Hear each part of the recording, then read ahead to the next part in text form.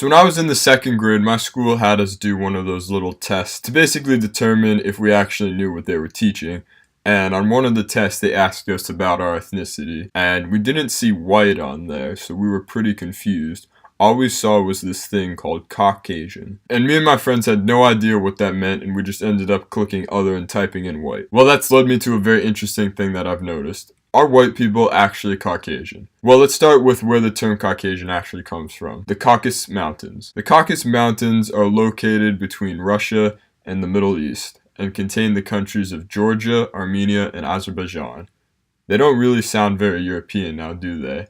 As white typically means just European. And they are pretty far away from the heart of Europe, and some of the countries aren't even considered part of Europe. Well, are Caucasian people actually European? Well, the best way to tell if Caucasian people are actually European is through genetics.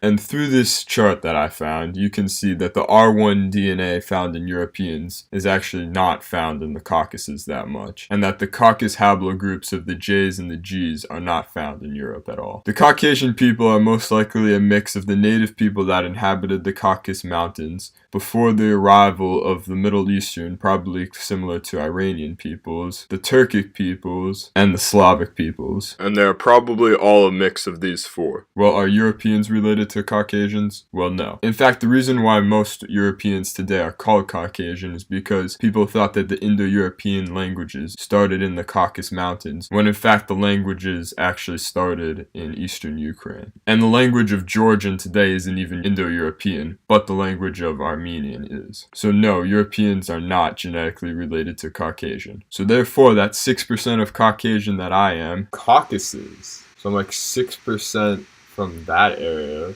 Technically means that I'm most likely 6% probably Middle Eastern. So I'm biracial.